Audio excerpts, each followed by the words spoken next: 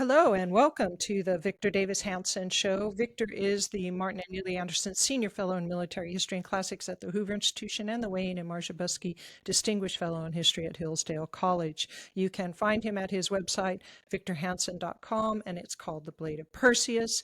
And prices have gone up, so it is $6.50 by the month or $65 for an annual subscription. So please come join us there, and we'll talk about that later for some reasons. Stay with us, and we'll be right back after these messages. Welcome back. This is the Friday News Roundup, but as everybody knows, this week we had the inauguration. And so, Victor, I was hoping to get some of your reflections on the inauguration speech and the affairs going on. Before I do, I'll give you a piece of advice. You said prices have gone up. They have. If you were Joe Biden, you said you inherited those high prices and they have not gone up. That's you inherited 9% increase and somebody else did it. So don't take credit for it. I'm just trying to lower them. I inherited it. That speech that Trump gave was unlike most presidential speeches, even his own that are aspirational. In other words, they're idealistic, they're utopia. There was elements of that, but it was more operational than aspirational. This is what we are going to do. We are going to have an executive order. We're going to lower prices on gas. We are going to unleash all of our natural resources. We are going to beef up the military. We are going to have a renaissance in crime reduction. We're going to get rid of DEI. It was dung, dung, dung, dung. It was a complete refutation of the people who were sitting right in front of him. And he mentioned the Bidens by name. And a lot of people got very angry at that. George Will, whom I know and I respect, said that was the worst inauguration address he'd ever heard. And he said it was mean-spirited. You know what's mean-spirited? Not talking about the people who did that, but doing it. So here you're Donald Trump, and you're looking out there, and here on one eye you see Barack Obama, and you know that he cooked up with James Comey and John Brennan and James Clapper with help, Operation Crossfire Hurricane, to go after Donald Trump in 2016 and basically lie about him with a cooked up dossier. Then the other eye, he looks at Hillary Clinton and he thinks, well, yeah, I ran against her and she, through the DNC and Perkins Coie and Fusion GPS, paid Steele to destroy me.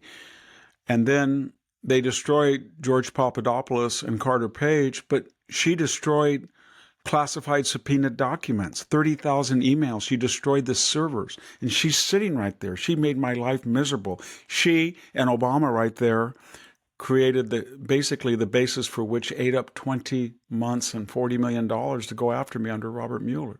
And then he sees Biden, and he's thinking, I might have won the 2020 election. Have you just kept out of it? There was a laptop. Your son took it to a computer repair person. The computer repair person looked at it, and then he found out your son never picked it up. High on crack, no doubt. And he waited, and he waited. And then according to the terms of the repair contractual arrangement, it was his. You forfeited it, you being Hunter Biden, in exchange for not paying your bill. So then he opens it up, and there's nudity, there's drug use, there's mention of Joe Biden as a recipient of 10% of all these ill-gotten gains, and Mr. Big Guy and getting his power bills and utilities paid by Hunter. And it's all coming out. And the FBI has had this for a year and knows it's authentic.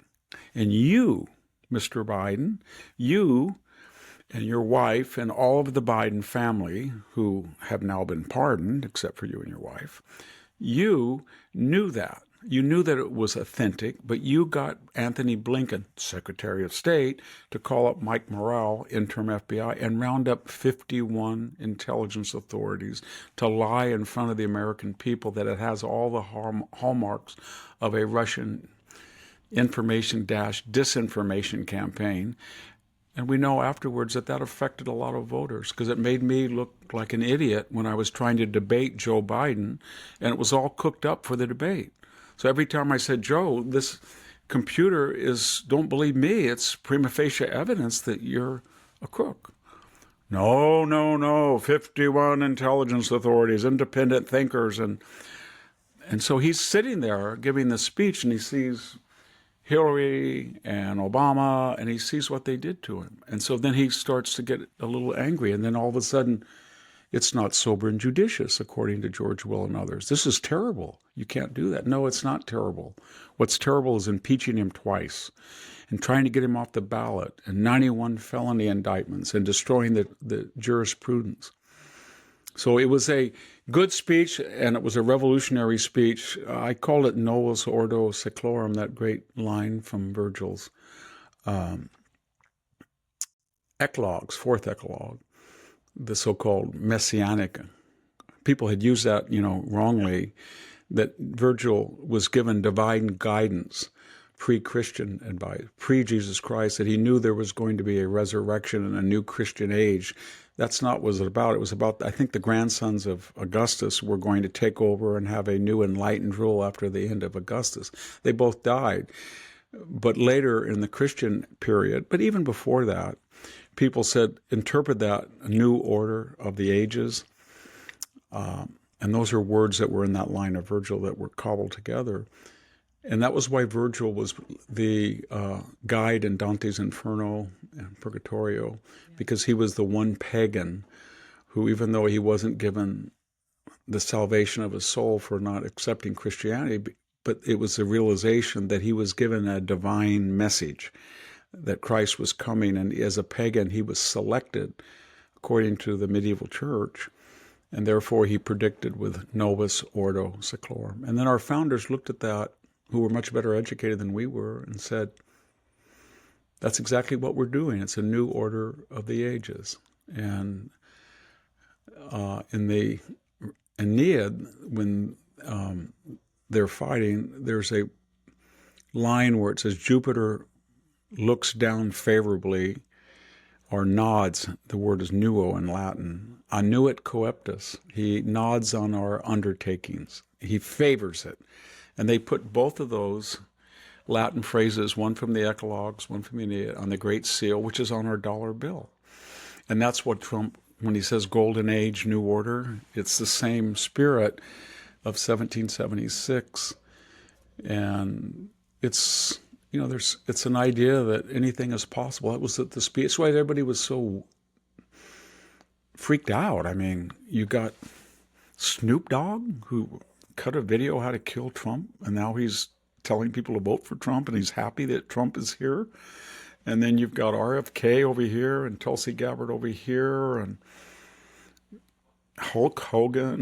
It's just too much to comprehend, but they all have one thing in common. It's like we woke up from this nightmare, and there are really two sexes. There is a border. There is a thing called legal and illegal immigration. There is something called you don't leave Afghanistan and give $50 billion over to terrorists. There is something that if you go into a store and steal something, you don't get off scot-free. If you beat up somebody or kill somebody in the subway, not in self-defense, but you do it gratuitously, you're going to pay. All of that was the nightmare. And now it's over. And people are ecstatic. And apparently there's also something called the Gulf of America. I've talked He about that. put that in his speech. I love it. Yes, and he's, again, as I said, he's saying, think about all of those things. It's kind of like Kubler-Ross's 4 stages or 5 stages of death, shock, anger, acceptance. Well, when you hear all Greenland and Canada, and oh yeah, look at Trump, he's James Polk, he thinks he's the 19th century imperialist. And then you think, it must be art of the deal. Greenland? Well, let me do my research. Didn't the British take over Iceland in World War II, and we kind of took over Greenland? And isn't it kind of a colony of these postmodern imperials called Denmark? And didn't they kind of panic and put all of a sudden Greenland's image on the world? And maybe global warming will make the Northwest Passage, and Russia and China are like birds of prey, and Greenland's like a little fat pigeon to be, and maybe we can step in and facilitate. Yeah, it makes sense. And isn't Greenland closer to New York than Copenhagen? Isn't it properly part of North America? Why are these European colonials coming into our continent, etc.? As far as So, Gulf of America, oh, it took about 2 seconds for people to say, that's crazy. And then 2 more seconds. How long is the American coastline on the Gulf? What? It's 1,700 miles long?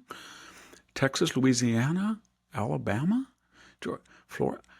Well, how long's Mexico? What? 1,700 miles? So we each have a shared claim. We have the northern part, they have the southern part. Maybe it's the Gulf of, I don't know, Northern America and Southern Mexico. I don't know, but I know one thing, that they changed the Woodrow Wilson Center. They changed the Earl Warren Center. There is no more Bolt Hall. There is no more My Little Address at Stanford. Is no longer Stanford. Is no longer Junipero Serra Court. They do it all the time. So Trump says, I like that idea of year zero French Revolutionary name changing. The left taught me a lesson. And we have good reason. So now it's the Gulf of America. You guys like to change names? I join the club. And what's the message to Mexico? We're going to make a map and show you that we used to go ahead and own most of America, which Scheinbaum did. And the answer is yes, you can do all that. And we can say, no more caravans, no more $63 billion in remittances. We can put tariffs on your asymmetrical trade patterns. And we have all the leverage, they have none. And isn't before it was like, well, you have a history of colonialism, you Yankee running dogs, and you've exploited people of color, and you've been mean to Mexico, and we remember the Chuco riots, and now it's, that was then, this is now. We're just equal people, and you guys are taking advantage of us, and you hate us for letting us take you advantage. So for us to get along better, you have to respect us, and you won't respect us unless we treat you the way you would treat us. isn't he already looking at 25% tariffs on Mexico and Canada? Thing is, it sounds so ridiculous, and then you start to do a little digging and you realize the amount of military subsidies that we provide Canada, if they were to put themselves under a nuclear deterrent shield to protect their national security, if they were going to have a credible, and by the way, Canada was one of the most effective of our allies in World War II. They punched way above their weight class. You know, they had a whole beach on Normandy. They had the fourth largest navy in the world. So they can do it when they had a much smaller population. And they could police, they know what they're doing. So Trudeau, what the Canadians basically said is, we've been taking the Americans for a ride. We call them all sorts of names because that kind of obfuscates the fact that we're taking advantage of them. And we always could because we're just small population compared to their 330 million. And now they caught on. So Trudeau's just aggravating. And Trudeau being the world's worst politician in the middle of this conundrum, what does he say? I think I want to give a speech about the sadness of Kamala Harris not winning the presidency as the first woman of color. That was really smart, you idiot. All you did was tell Trump that I'm an idiot and I should go, and he did go. Exit stage left, and then Mr. Poilievre, is that his name? Poilievre. The one that ate the apple while he insulted the journalist. Yeah. And now he's going to be in there, and they're all going to him and saying, now look, you're a right-wing guy, and you believe in Trumpism, and you are a nationalist. You can deal with Trump. And so they expect him now to go to Trump and say, look, let's split. I will patrol the border, and I'll spend a little bit more in defense. It's in our interest, but you have to help us out and buy our oil and build Keystone. I think they got the beginning of what Humphrey Bogart told Frenchie. It's the beginning of a beautiful relationship.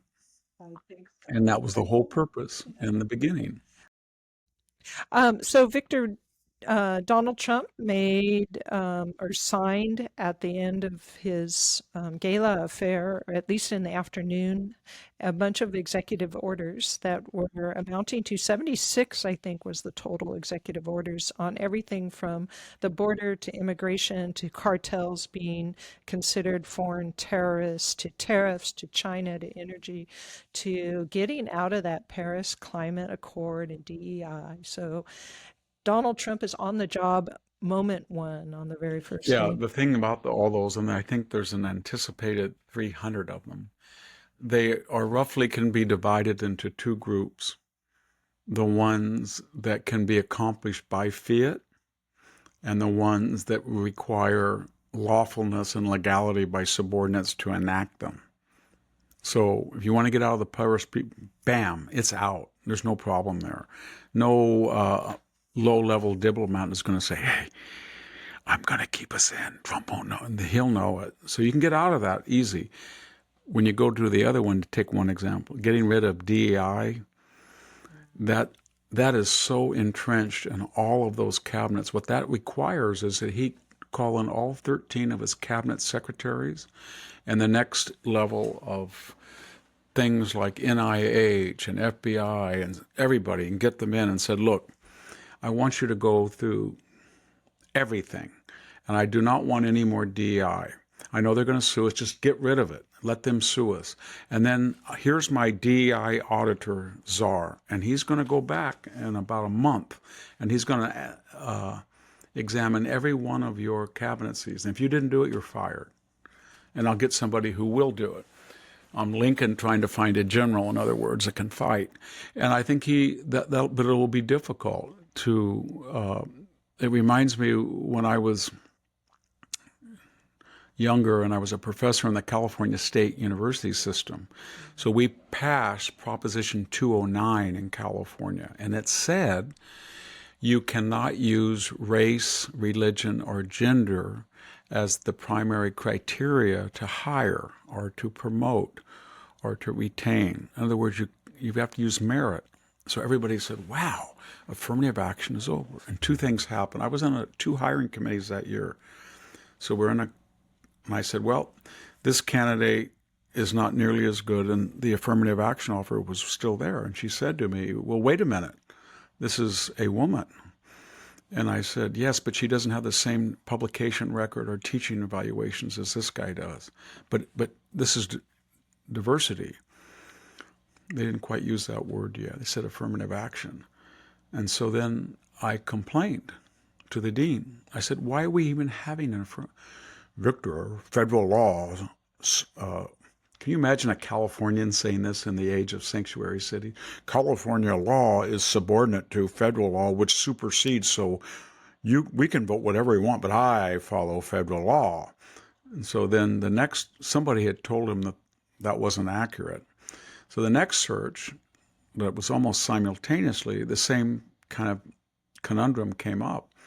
And so I called the dean, who's now passed away, years ago. I was in my rambunctious 32 or 33. So I said, look, if I'm going to be chairman, I'm going to get the best candidate. And this guy, there was somebody who said he was Latino, and he was pretty good, but not as good as this other person. But he was an Argentine. You know what I mean? And he had trilled his R's, and he had gone the whole, you know what I'm talking about, the whole I am a self-created affirmative action. And you know what he told me? I don't care what the law is. And I said, what do you mean you don't care what the law is? He goes, you're going to go into the meeting and you're going to hire that person. And when the meeting is over, you're going to give me that name and I'm going to send it up. And I said, you're going to hire somebody that doesn't have nearly the teaching. So I went around his back as a young idiot and talked to the provost and told her what he was going to do and showed him the two files. And I said, I'm not going to show you the names. Just look at this file, the publication. So she said, I'm on board. He called me up and said, I'll fire you. If you keep this up, I'm going to call. And you're going to sit here and listen to me talk to the provost. So I had to sit there, but I knew the provost was on my side. So he goes, oh, they got this. And she said, you're going to hire the hiring committee's choice. So I did that. And then I walked out. And I said, what gives you the right as a bureaucrat to try to overturn the will of the people? The people have spoken. They don't want this. My point of all this excursus is that when Donald Trump says DEI, these people in the bureaucratic administrative swamp state are lawless. And they feel that they've been so pampered that they are a law unto themselves, judge, jury, and executioner. And they'll just say, yes, we do it, and they'll just ignore it. And you have to be tough with them. There's another problem with executive orders like DEI. So when you're a dean, let's say in an academic, then you have I'm dean of humanities at Stanford, I get fired. Well, then you're a tenured professor in a legitimate If you're a DEI, where do you go back to? There's not, the economics of race, maybe, but most of these people were created, they got their degrees in critical race theory or, gender studies, and those departments don't find that they want to use a billet to accommodate them. So when you're talking about getting rid of DEI, you're not talking about reassignment, you're talking about firing them. And we forget that these people are among the highest paid post-George Floyd administrators, 300, 400,000. And so you're talking a massive amount of, on the one hand, savings and a massive amount of outcry, racism, sexism, homophobia, transphobia. We're going to hear it all if he really tries this. I hope he does, by the way. I'm not trying to suggest he shouldn't. They'll have to buy some of them off, I bet. That's what No, we usually. can't because of Doge. We can't spend any money. Yeah. Well, No, we'll see what happens with it all. It seems to me they'll buy off. Well, stay with us, and we'll be back after these messages to talk a little bit more about the inauguration. Stay with us. Welcome back. Victor, this is the Victor Davis Hanson Show. You can find Victor at his X, and his handle is at VD Hanson, and on Facebook at Hanson's Morning Cup. So, Victor, I was wondering just broadly if you had some reflections on what will be new in this administration of Trump that will be maybe different from the last administration. You mean compared to Biden? No, I mean compared to Trump's earlier administration. Well, we know what he won't take money from the Chinese like the Biden consortium. There's a lot of differences. When he came in 2017, he said he'd only been to Washington, D.C. 17 times in his life. He said he had no interest in politics prior to that. I don't think he thought, and this is speculation, but there is some accounts that support this exegesis. I don't think he thought he was going to win. The polls had him down 8 points, 7 points. So when he won, he only had 90 days to have a team. And the people around him didn't necessarily think they were going to win. It was a movement. It was like Tea Party. It was sort of, we're going to get close, but he won. So then all of these people in this uniparty deep state collapsed on him. And they said, look, we are the experts. And so you've got Rex Tillerson and Jim Mattis and quote unquote anonymous, and they all offered their services, but they weren't on the same page.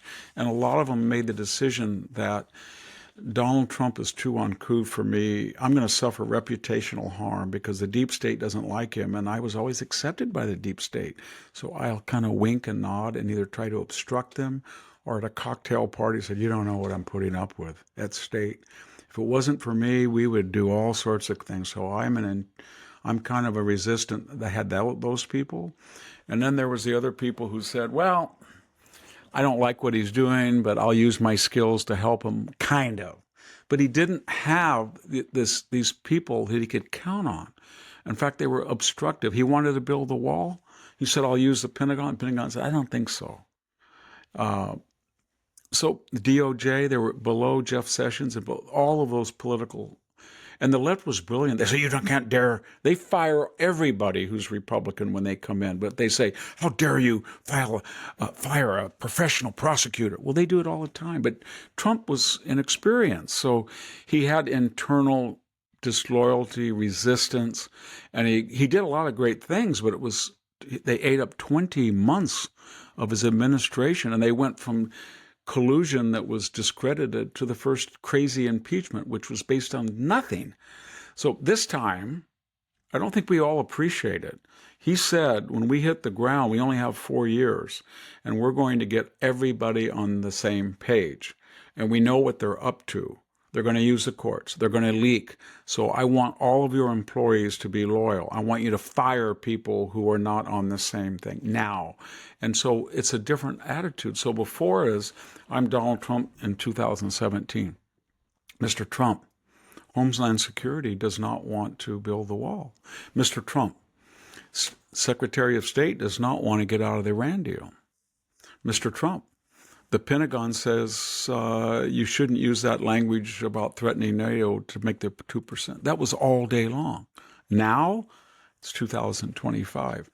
Mr. Trump, I got a better idea. I think I can get this mega thing quicker than you thought. Oh, good, go ahead. And it's a different climate, and that's going to make an enormous difference. And the other thing is, I don't know how to say this without offending people or offending Trump. I don't mean to be, but I believe in kind of a divine providence. The Indian culture calls it karma. Greeks call it nemesis, but there is a divine plan. And I had this idea, or I've been thinking about it, dreaming about it, that if you take away all the things Trump suffered in the interim, the 91 felony indictments, the 2 assassination attempts, getting him off the ballot, 5 different lawfare jurisdictional suits and indictment, there is something positive about what happened for 2 reasons. One, we flipped over that card, that jack. It was a one-eyed jack, not 2, and we saw the other side. So we had 4 years, and we were always thinking, well, they're kind of crazy. We saw how they were not crazy. They were mean. It wasn't a porous border. It was no border. It wasn't, well, we'll be a little permissive on crime. There was no crime. We're not going to charge anybody. We're going to go after the J6 people, but not the May, June, July riot. It was crazy. And there is 3 genders. And if you don't say something, we're going to get you. We're going to cancel you. We're going to shadow ban you. We're going to deplatform you. We're going to check you. All of that stuff. And we got a whole belly of it. At the same time that was happening, Donald Trump, because he was so targeted, became an empathetic. People said, that's not right. That's not right. They're just trying to get a mugshot. They're just trying to use the term convicted felon. These crimes will never, ever be charged about any other person but Donald Trump. And after they're over with, they will never use these laws again to anybody. And if Donald Trump had just said, I don't want to run, I'm tired, they wouldn't have invited. This was the worst miscarriage. So what I'm getting at is he became a very empathetic figure, and he became much more experienced in that period. And the left showed who they were, and they were despised. And all of that came together in this next term. He's much more experienced. He's much more knowledgeable about the nature of his enemies and opponents. He's got a lot more public empathy on his half, and there is a much greater disgust with the squad, with the Obamas, with Elizabeth Warren. We just look at those confirmation hearings. That's who we have been run by the last 4 years, those crazy people that were screaming and yelling. And so it all worked out in the end, I think. Yeah, and he seems to be somehow, I mean, maybe it was due to being shot at or nearly assassinated, but a lot more circumspect and a lot more It does m- that to person. mellow, I guess. Comparing a teeny weeny thing to a majestic thing. In 2007, I was in Benghazi and I had a little kind of sore abdomen, and I'd had it for about a year, and the doctor said it could be chronic appendicitis. And I was way away from Tripoli with my Gaddafi minders, and I had a burst appendix in Libya, and I had 105 temperature. But the thing is, when you boost your appendix, you feel good for about 5 hours. So I didn't take care of it. So by the time I got back to Tripoli after lecturing on the mosaics, these Roman cities, it had been almost a day of a rupture. And I had 105 temperature, and they just dumped me. They didn't even go into the clinic. They just drove up. Wow. It wasn't even a hospital. It was a Red Crescent. And I went in there, and the guy said to me, and he was an Iranian student studying in Libya. He said, you're going to die. I said, why am I going to die? He said, you have a ruptured appendix. I can tell you that right now. And he said, we have no surgeon. We don't even know how to take out appendixes.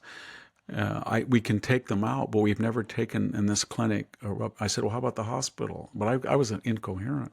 So you can't get in the hospital, and you have to get an AIDS test. I said, well, where's the AIDS test? It's going to be not till tomorrow morning. And if you're positive, you're going to go. We're going to take you out to a camp, and you'll have to die out there. And I said, okay. So I called my son. I think I'm going to die, but call this number. And it's a long story, but my point is, then when the surgeon showed up in his pajamas, like almost a day later, he was asleep. He'd been all up all night. He said, I can take it out, but I've never taken out a ruptured appendix, but I can do it. I know how to do it. But he said, I need an anesthesiologist. And I said, there's no anesthesiologist. He said, well, Gaddafi won't let us use opiates for painkiller either. So you're going to have ether and no painkiller. And Oh, so, no. so he gave me the ether. I woke up 3 times. They took out this appendix. It was jet black gangrene. He took out 8 inches of the intestine. He said, I don't know if you're infected or not, but we don't have any antibiotics because your president put a blockade on pharmaceuticals. It was during the Iraq War. And then all of a sudden I thought, wow, I'm going to die. It was so stupid, Victor. Of all the ways to die, who would want to die of a ruptured appendix in Libya under Gaddafi? And it was all your own fault because you neglected every simple warning sign. And the weird thing about it, you said about it makes an effect on people. Religion is very private, but this Pakistani nurse was interpreting because the surgeon didn't. There was only 2 people. There was a kitchen table, wood table, basically with a pillow on it, and a Pakistani nurse who spoke a little English, and the Egyptian surgeon. And she said, "Do you have any? You should pray to Allah because it doesn't look good." And I said, it came out of nowhere. I said, I'll pray to Jesus Christ, my Lord and Savior, and nothing ever happens to a person who tries to be good. That was kind of from Socrates' apology. And she said, yes, he's a great prophet, Jesus. Although when I woke up, it was pitch black. They put me in a room with no lights, and I thought I was in the inferno. I thought I died. I was looking for, Oh, a no. guy in a red union suit and horns and a forked tail or something, forked hooves and a tail. Then the surgeon came in and he held it up and he goes, look, look, it's your appendix. It's black. It's all gone. And I said, it's kind of big. Oh, that's some of your intestine, but I had to take it out. You're going to be fine. Now all we need is antibiotics, and we've called Americans. There's some Americans. They're going to bring some, And it was everything. But that made a big impression. It still has made an impression on me. Every single day, we all have to realize it could be our last. So you have to live it to the fullest. Yeah, it just And that's seems what to Trump is me, trying to do. yeah, he's starting a new age I as mean, a think of new what he's man. thinking. Think He's about just it. thinking if I had not turned my head, that crazy kid's bullet would have blown off my lower jaw and killed me. And I would have probably got shot again as I fell down. And so he said, why did that not happen? And it would be very hard to be the same after that. And so I think he's much more philosophical and resolved. He understands why people hate him. It's not personal necessarily. It's just that he represents a revolutionary correction of a madness. And he feels he's almost divinely appointed. I don't think he's messianic at all, but he feels no one was going to stand up to the transgendered people, the open borders people, the globalists, the Davos people, the critical legal theory, critical race theory, and I'm going to do it. And I don't really care what happens anymore. I've had a good life, and God will do what He wants to. That's a very powerful motive. Well, let's turn to great men, and one of them is, of course, Martin Luther King. And we know that we just had Martin Luther King Day on Yeah, Monday, Jack and I talked and you about it. and yeah, Jack talked about it. But there was a piece by Eli Steele. He has a Substack called The Man of Steel, and he writes all about, not all, but he writes about racial issues and those types of things. He's the one of the producers of the documentary What Killed Michael Brown. And his father had a white mother and a black father in the age of segregation in the 1950s and 1940s and 50s. And he was writing a piece and he said, didn't really feel like writing on Martin Luther King Day, but since everybody has it out there, I want to tell you about my father's reflections on having seen Martin Luther King, and he says this: "My father thought it would be segregation to the end of his days, and that race would be the dominant power in his life. But that afternoon, when he saw Martin Luther King, the power of King to inspire conviction and certitude for a better America in such a profoundly oppressed people made him, in my father's words, Christ-like. Men like King come once every several hundred years." And I thought that was an interesting reflection on Well, his Jack and I father's talked life. about Yeah. Martin Luther King, and I mentioned that in March of 1965, my parents drove off the same farm that I'm sitting at and took us to Grace Cathedral, where he spoke, and it was so crowded that we were unfortunately the first people to be shut out in a long line. Two-thirds of the people didn't get into the cathedral. It was just packed. The line snaked almost a mile, I think. But she pushed me. I almost fell down. I was only, I think, 11. Maybe I was 12 at that time. No, I was 12, I guess. And I heard him. I heard his whole speech, and it made a profound impression on me, especially two messages. One, as I mentioned with Jack, that whatever station you are allotted in life, you do the best so that people admire you for your professionalism. So if you're a janitor or a trucker, and that really, when I got a PhD, I was just ready to turn 26. I was 25. And it was clear that I wasn't going to get a job. And I thought I'd done very well and got through the PhD program in 4 years. Plus, I'd been at the American School in Athens. I had a thesis that was going to be published, but I couldn't get a job. And rather than get bitter, I came back here. And I started to remember what Martin Luther King had said. And my mother was very similar in the attitude. I said, I'm going to have to drive tractor and prune. And I tried, this is a confession I never mentioned. I went to some rural grammar schools and offered my services as a part-time substitute teacher and could not be hired, with a PhD in classical languages from Stanford, because they said I was overqualified and I would want too much money. I said, I just want to be able to come, make $40 a day. But my point is this: whatever you do, if you're going to drive a tractor, then drive it straight down the middle of the row, so you don't take out a vine. And when you look at your job, or when you're pruning, you want to look at that tree and say that is a piece of art. And that was a message. The other thing that was really important about his messaging that I always took to heart was, in a series of speeches, but he mentioned it at Grace Cathedral, that unlike the 1619th Project, and unlike this hard left BLM movement, mostly very wealthy minorities or upscale minorities who dictate to everybody else, the Joy Reids of the world, right? She makes $2 million a year. But my point is that they damn America for its sins. And they, 1770, now it's 1619, that kind of stuff. But if you read what he wrote, and I remember what he said, it was an appeal to Americans to live up to the promise of these brilliant founders who were white, but said in the Declaration, all men are created equal in the face of God. And there isn't anything in the Constitution about racial exclusion. There's that one passage about slavery, but not, 2/5, 3/5, but not about race. And King was saying, all of you people, we were all blessed as Americans to be the inheritors of this great constitutional idealism and the Declaration, and yet we haven't lived up to it because there's people that you do not consider fully human and fully equal.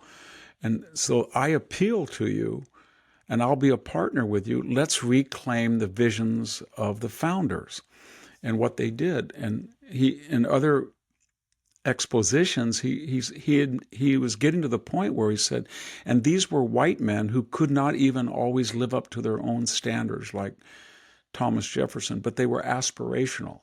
And they thought one day everything in the Constitution and the Declaration will be reified. So it was always a call for an appeal, a Lincoln-esque appeal to the better angels of our nature. It wasn't an angry. I know that later there was a change in King as the FBI surveillance mounted, and as rumors leaked out of affairs or drinking, and they were trying to destroy him and blackmailing him. He became very fatalistic, and he said, I don't think that the forces that are opposed to me are going to let me live. So when he would give a speech, he said, we're going to get to the mountain, but I might not get there with you. So at the end of his life, it was kind of messianic that he had started this crusade, but either because of the forces arrayed or his inability to always himself live up to a strict code, which would have been impossible given the pressures on him. But nevertheless, there were stories coming out about adultery, and I think that affected him. And he understood that there might be a different role for him to play, but it wouldn't be there when the civil rights legislation was finally passed. Yeah. Well, Victor, let's go ahead and take a break and come back and talk a little bit about Biden's preemptive pardons. Welcome back to the Victor Davis Hanson Show. You can find Victor at his website, victorhanson.com. It's called The Blade of Perseus. And again, we have new prices, $6.50 a month or $65 a year. So please come join us there. Well, Biden has given out his preemptive pardons. First off, I would like to ask you just, is that unusual for a president? Yes. And then to address all of the ones, Fauci, Liz Cheney, Milley, Preemptive his pardon. family. It's only been Yes. done one time. I don't know if you remember, but Trump said before all of the January 6 people were even pardoned, he thought about preemptively pardoning them. And you can go on and see on record what people said, like Adam Schiff and others. Oh, you can't do that. Or Jamie Ratt, that would be destroying the country. That's exactly what they did.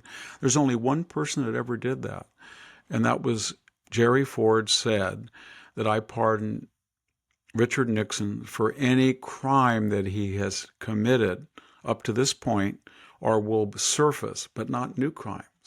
The thing to remember about these preemptive pardons are three things. One, when they say I don't want to take it or I won't, they don't have a choice. If they say I don't want it, doesn't matter. It's law. It's law. They're pardoned.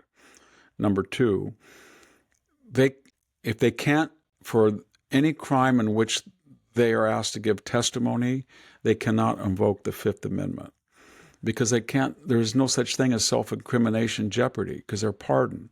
However, a preemptive pardon are for information that surfaces that implies criminality or legal exposure after the original and after, but in association with the crimes before the pardon. So you don't get a pardon for things you do after. So what do I mean by that in practical terms? If somebody says, I found out next year, somebody says, well, you know what? It just came out. I found a check by Jim Biden. And 8 years ago, he wrote a check to Joe Biden and he put Chinese disbursement on it. You can't charge him for that. However, if you ask him in the here and now, a year from now, did you write that check? And he denies it and it can be proven he's guilty, then he's guilty in the here and now of perjury. So what does that distill down to?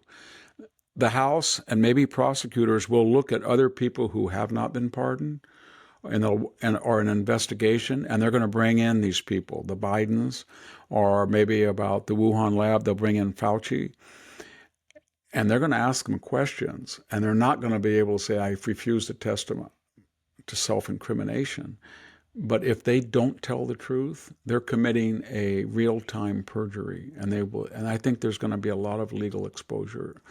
And I think it'll have the effect of wanting to investigate these people.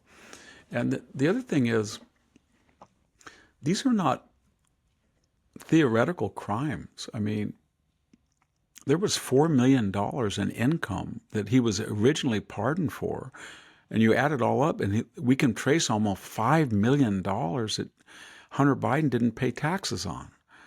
And then if any of you go into Walmart or Target or Big Five and buy a pistol and you lie on a federal affidavit and that comes to the attention of they're going to go after you. It's not just everybody says, well, they don't. They do. They do enforce that. And when you believe me, everybody, if you want to give $200,000 in income to your brother, and you don't want to pay gift tax on it, and you don't want him to pay income tax if it's not a gift or whatever, and you write disbursement, the IRS is not going to go for that. Just because you write it doesn't make it true. You've got to prove it. You have to have a formal loan application, I mean, a document that shows you that it is a loan and it's a loan repayment. But I shouldn't say disbursement, a payback. So all of these people have really abused the law. They've committed felonies, and it's highly ironic that they kept calling Donald Trump a convicted felon. The other thing about the January 6th committee, Liz Cheney is now on the attack again. But Liz, with all due respect, you did call up a witness, and you did call her up on the presumption that her lawyer was not in the room and you would be talking to her. And you did talk about methodologies of her testimony. And under most state jurisprudence, you were tampering with a witness.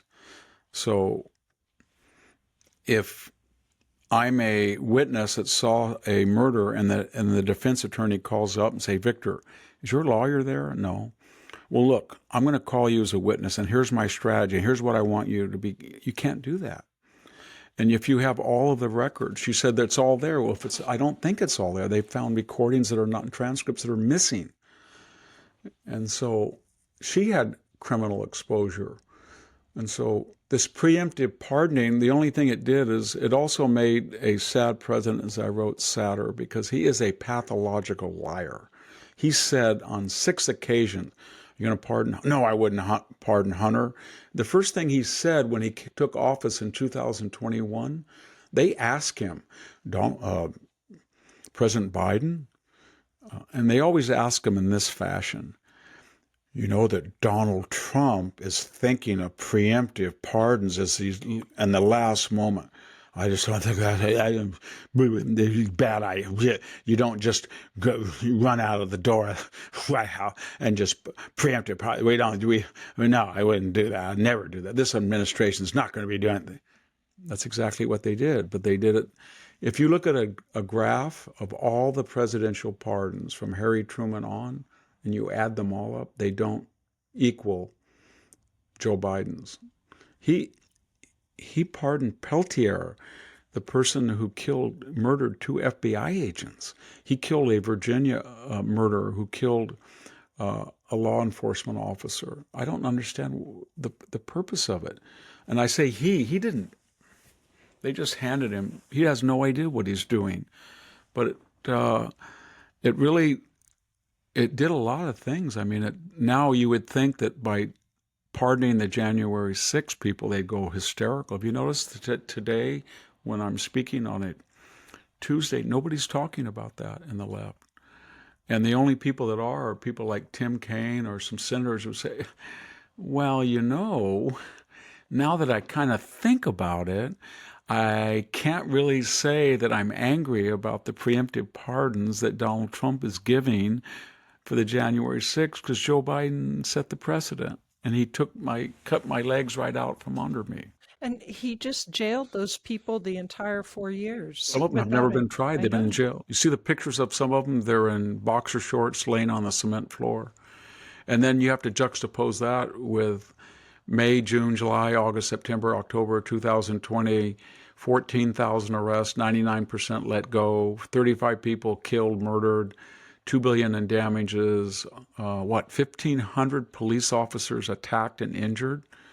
And then you have to juxtapose that. If that was really an armed insurrection, why did they not find anybody with a firearm in the Capitol? Why did they have to hide Officer Byrd's identity for lethally shooting an unarmed woman, which is a misdemeanor for entering a broken window?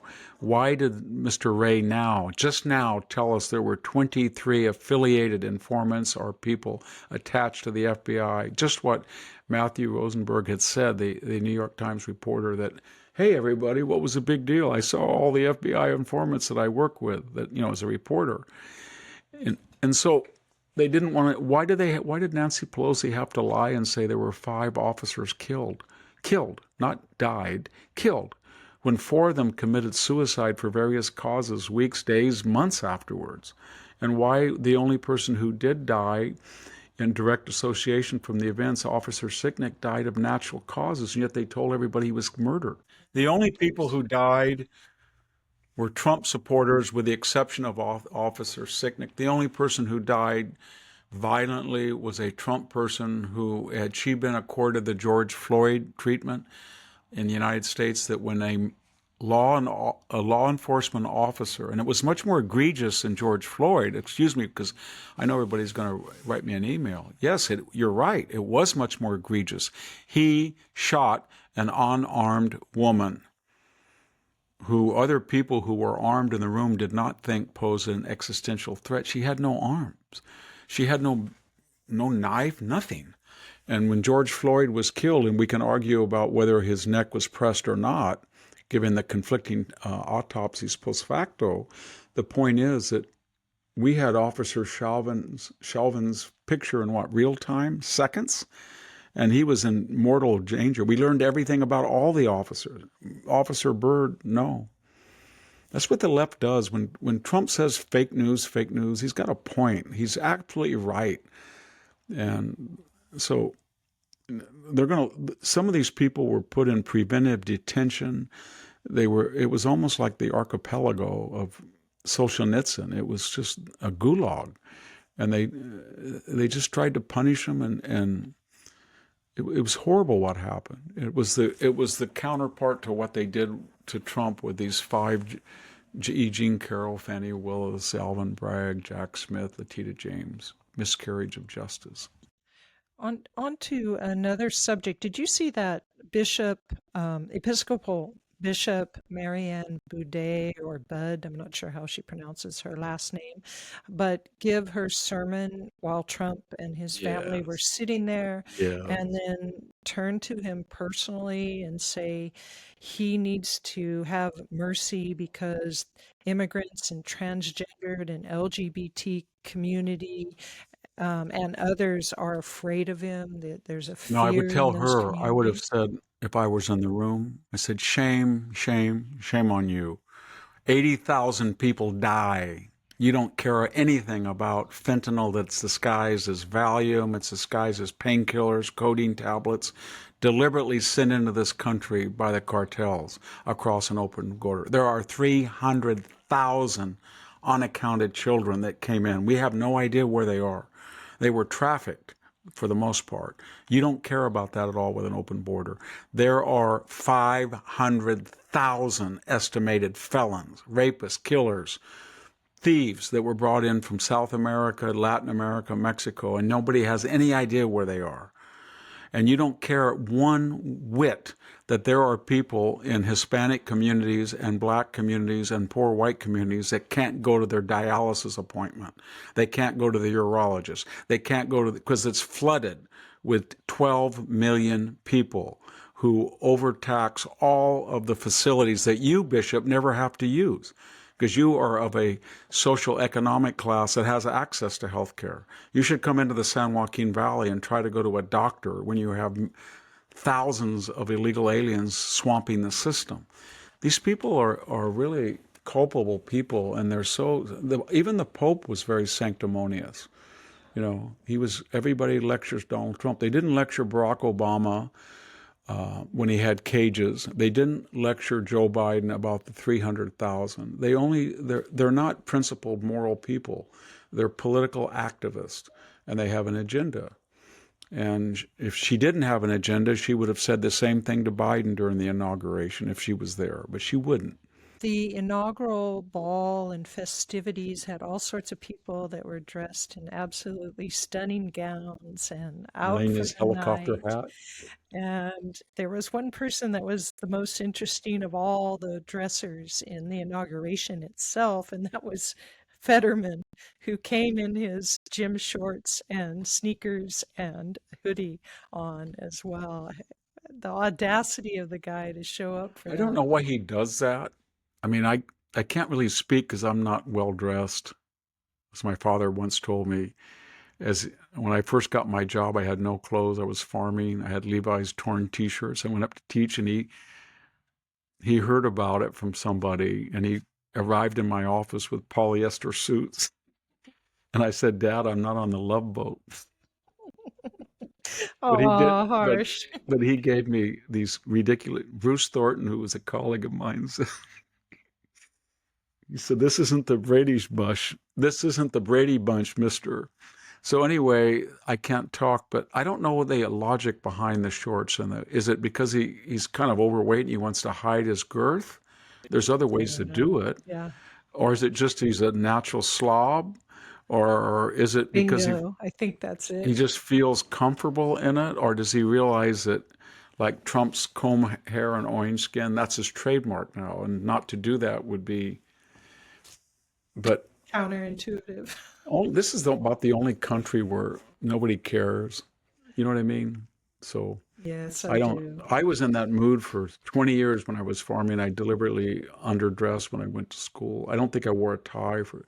And then I started as I got older. I remember my parents echoing my head. You treat people with respect, and one of the ways you show it is by the way you dress. So then that That's was, true. I yeah, think. I hadn't thought of that, but I remember that warning. And I wasn't a very good dresser. I don't think I've ever bought a suit that matched, maybe one in my life. So I always, a pretty well-known politician said to me once, "When are you going to update from your Costco wardrobe?" All I had a right. pair of Costco Hager pants on. Okay. We won't expect commentary on all the other dressers who were all very stunning looking. So it was a fascinating inaugural day, lots of festivities. So, Victor, we're at the end of our podcast and we are in our video cast. And I have a observation made by a reader at your website. And I thought it was interesting about nuclear weapons and your thoughts on this. He says Tweeter is the name, the handle that he goes by. Hopefully, Trump will realize the U.S. has enough nuclear weapons to destroy the world a few times over. The country doesn't need new multi-billion dollar weapons systems and a 3 million plus man military to defend the country. The U.S. was last invaded by Great Britain in 1812. I was wondering your thoughts. Well, we have somewhere between 6,000 and 7,000 deliverable nuclear weapons. Not all of those are ready to be launched. And we're roughly have parity with the Soviet Union, former Soviet Union. They may have 7,000. And China is now building them. They used to have about 300. I think they're up to 1,500, and they want to get up to our level.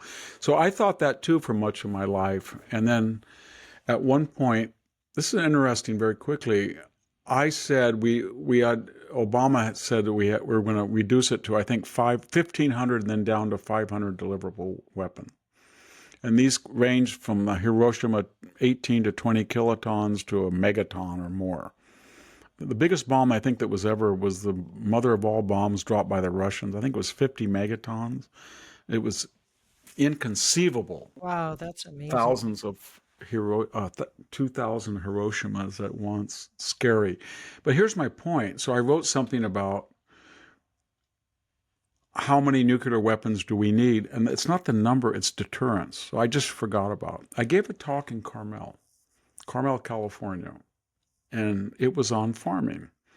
And there was a very strange person in the audience who had a very well-dressed suit, and he was from South Korea.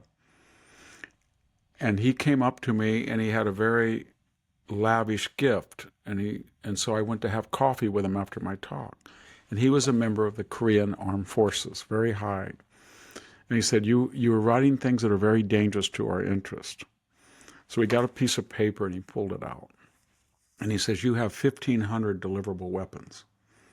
I said, yes. He said, now, how many do you need to deter for the United States so Russia doesn't attack you? And he wrote down maybe 1,000. So in other words, if they know you can hit 1,000 targets of their military bases and cities, they'll leave you alone. I said, what? He said, how many in China? I never thought of things in such a fashion. And he said, it's bigger than Russia. They have more cities. Maybe 1,000? I said, yes. Now, how about Japan? And I said, I don't know, 50, 60 would deter people. And he said, how about Australia?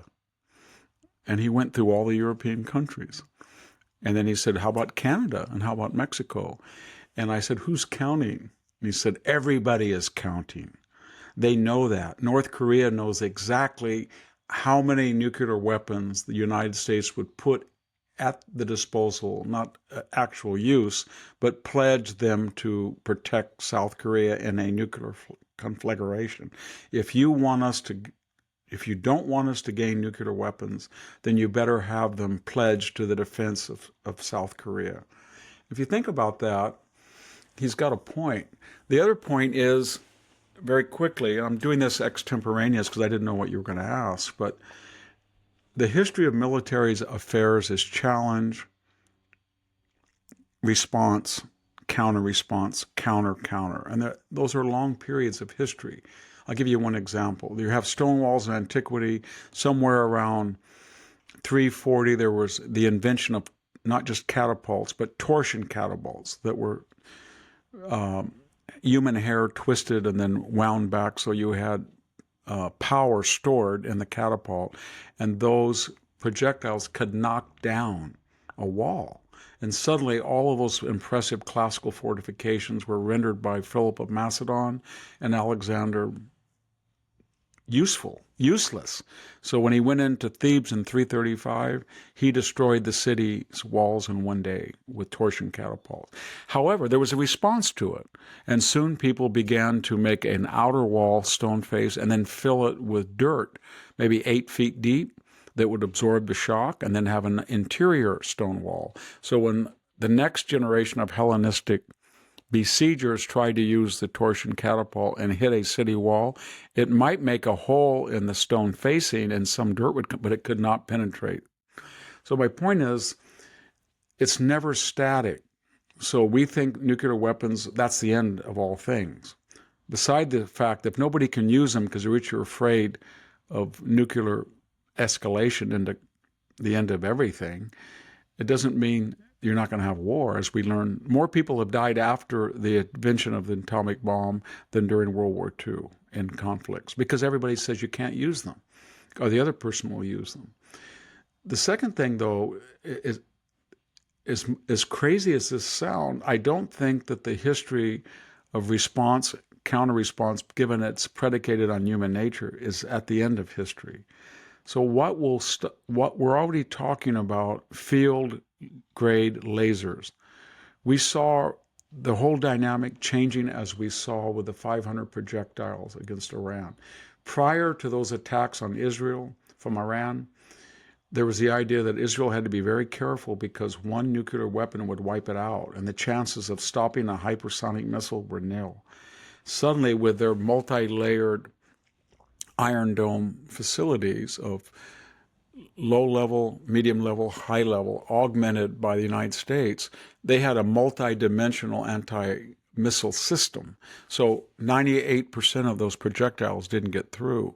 And you can see if those were improved faster than the rate of improvement on missiles, then you would get to a situation when augmented by lasers and artificial intelligence, that maybe people would say, well, they have bombs, but you can't deliver them because you can knock them down or blow them up in their face. Or you can tell the Iranians, I think there was a report out that about 10% of the projectiles never left the launching pad. They were defective, or they were incompetently administered. So my point is, nuclear weapons are not the end of everything. We're going to find an anti-nuclear weapon, and then we're going to find an anti-nuclear weapon. And it's going to go on for history. So my point is that you want to have more offensive weapons than the enemy to create deterrence. And you want to have a better defensive system than the enemy. So I know this sounds crazy, because 400 nuclear weapons will destroy a nation's turn it back into the Stone Age if it hit the right network and infrastructure. But the absurd idea that you have 800 rather than 400 will give you additional deterrence. It doesn't sound possible, but human nature is being what it is, it does. It really does. What about his second point on the numbers of personnel needed in a military? Is there any short answer to that, or is that long? Well, he gauged the number of people in the military based on the protection of the homeland. And that is a tenet of the MAGA philosophy that we avoid optional military engagements abroad and we just protect the homeland. But Donald Trump bombed ISIS because although he was a MAGA creator, he said that we need proactive defense of the homeland. And he couched that attack on ISIS by using U.S. air power based in Turkey, based in the Middle East, and based on Syrian airfields where there was 20 U.S. installations. There's U.S. installations in Jordan, I think, planes. And his theory was after 9/11, and when we saw the Taliban offering sanctuary to bin Laden, and he took out the World Trade Center and killed 3,000 Americans, and he did what the Japanese, the Germans, the Italians in World War II, and nobody in World War I had ever done, and nobody's ever done since, create a major attack on the continental United States. Only the Japanese had done it at Pearl Harbor, on the extracontinental.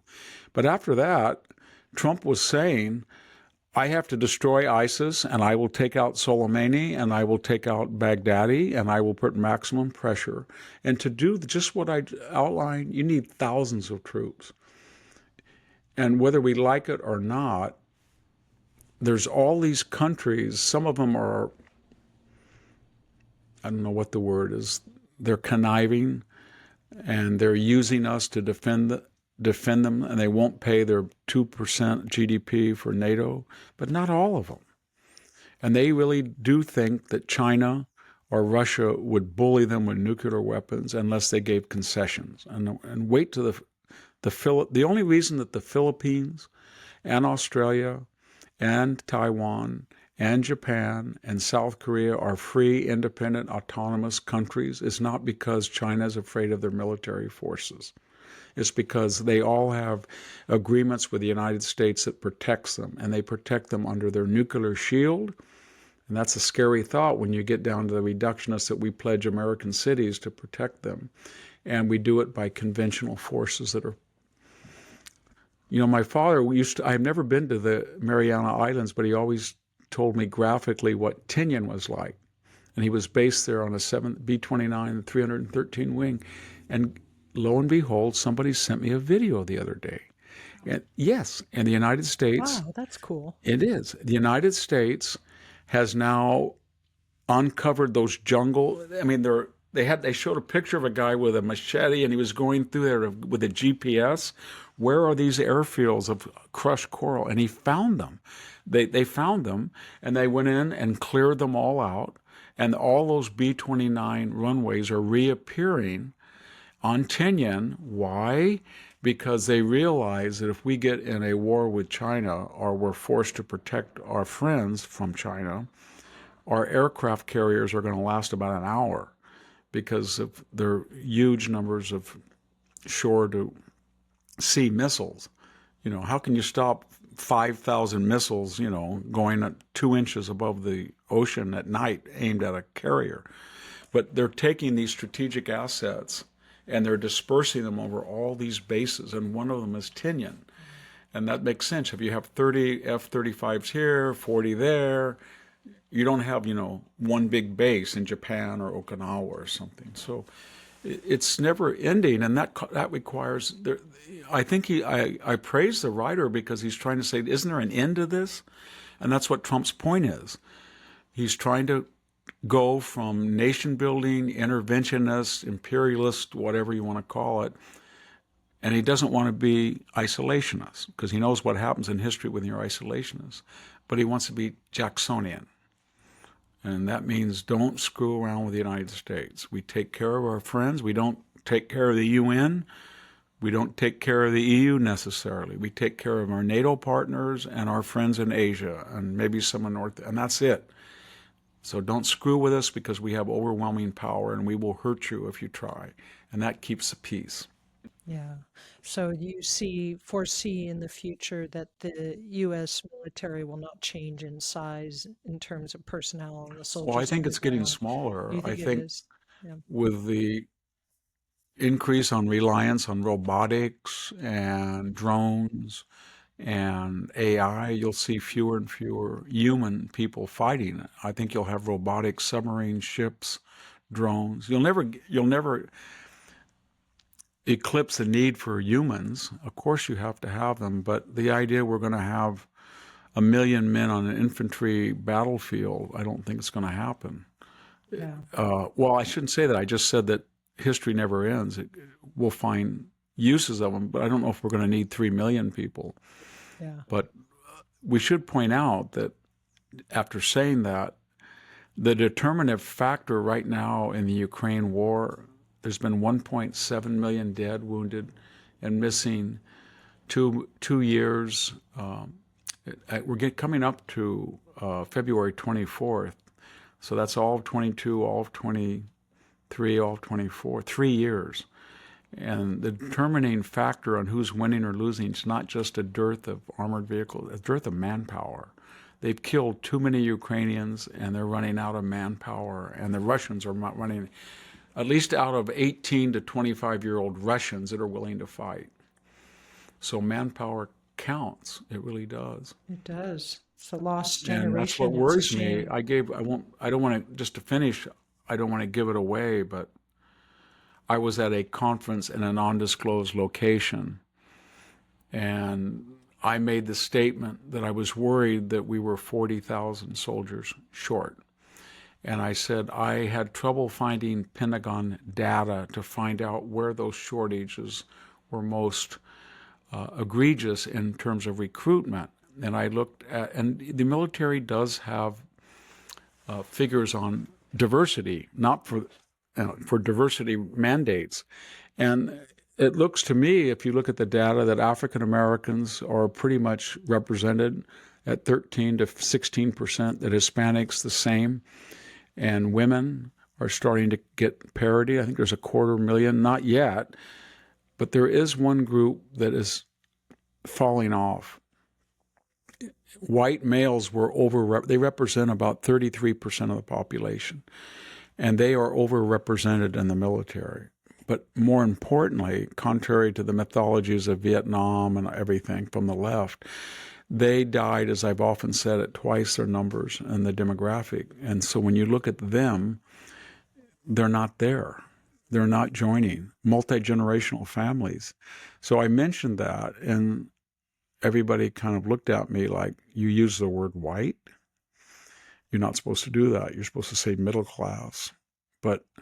And I made the further suggestion to this undisclosed location and undisclosed group and unaffiliated to me, I was a guest, that I thought, in speculation, the causes of that shortfall in this demographic were not what I was being told anecdotally by members of the highest echelons of the military.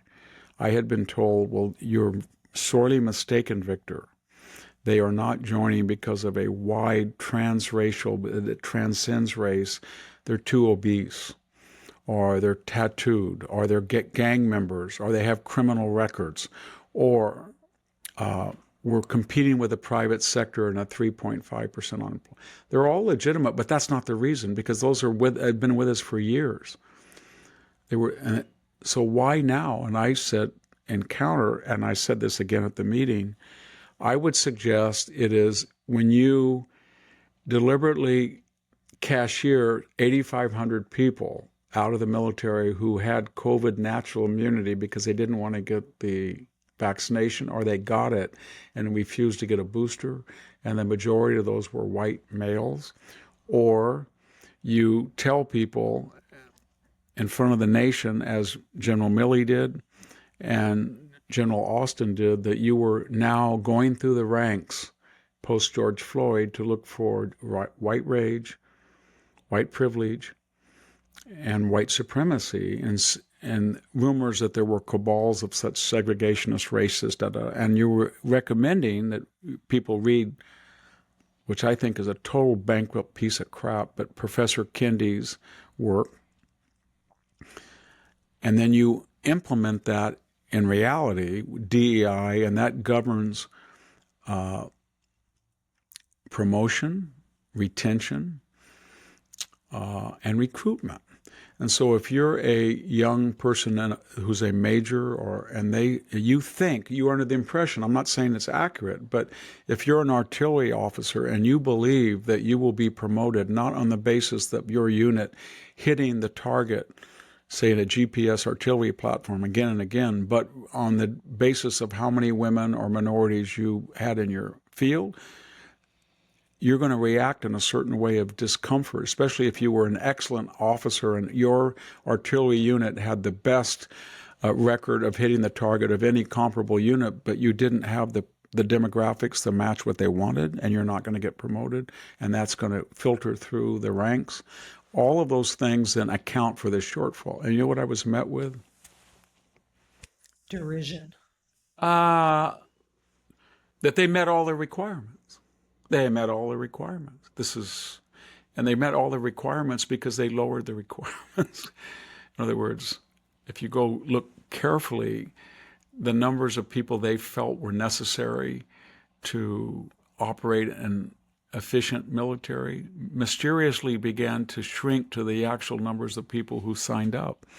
Whereas before they had independently adjudicated how many people they needed, and then they recruited to meet that goal, and they didn't meet that goal. So rather than admit year and year after failure, they began adjusting that goal downward to meet the actual numbers of people they had. So military, I don't know how to say it, because I really admire military officers, especially captains to generals. And as I said, I was embedded a couple of times, and I feel sometimes that H.R. McMaster I was embedded with one time was very protective, and I owe a lot of my safety to him, but they are very sensitive. I don't mean him in particular, but military officers are very sensitive to criticism, very sensitive. They do not want to talk about it, and I don't know why that is, but and they disparage people who bring it to their attention. And so I've had a kind of a revelation where I used to kind of idolize military officers, but I've had so many who've confronted me in harsh language and stuff. Well, I mean, it probably might have an impact on their careers, so they get They're in worried a about possible that. position, I understand that, but it's not going to change unless you speak out. The thing I don't quite understand is, from what I've read and the people I've spoken to, the most unpopular person is Pete Hegseth among 4-star. Not rank and file, but 4 stars, flag officers, admirals, and generals. They don't like him because he says they don't have dust on their boots, or they're not in the front lines, or they're not, Sherman or somebody riding to war at the front of the vanguard or whatever. But he's very unpopular, and I feel like I'd like to see him have a chance to reformulate the military, get rid of DEI, get rid of the political general, get rid of the undue influence of Washington onto the Pentagon. And he's basically right that the left looks at the Pentagon. They used to hate it, and then they said about 10 years ago, wait a minute, it's not democratic. It's chain of command. Wow. We don't have to go through Congress and pass legislation. We'll just get our president, or we'll make some kind of ordinance, and we'll tell them, you're going to have DI. And then they can just choom, right through the chain of command in dictatorial fashion. We like the military because of issues of transgendered and DEI and EV vehicles and biofuels. We don't want to mess around with the general economy. We can go to the military and tell them, you know what? You want to get promoted? You want to have a life in the military? All good things happen when you do what we tell you. And because it's kind of a Yeah. rah, macho thing, it has to be. It's really difficult for a war fighter then to have to make those compromises to survive and be promoted. And out of that frustration, they get very sensitive. So if you suggest to an officer, you guys are completely inundated with DEI, they get very angry. And I can understand their frustration. Yeah. Well, Victor, we are at the end of our videocast, podcast. We would like to thank our audience for coming and thank you for the discussion of the new era we've just entered and Novus the Ordo living. Ordo Seclorum. Yes, and we have great hopes for it. I think everybody does. Everybody's been saying the air, it's palpable in the air, and so Yes, I almost did YMCA dance to the TV, and there was nobody in the room, but I thought, no, I'm not quite there yet. I might no, get there. no. All right. Well, thanks to the audience. Thanks to you. This is Sami Winc and Victor Davis Hanson, and we're signing off. Thank you, everybody, for listening. It's much appreciated. Happy New Year.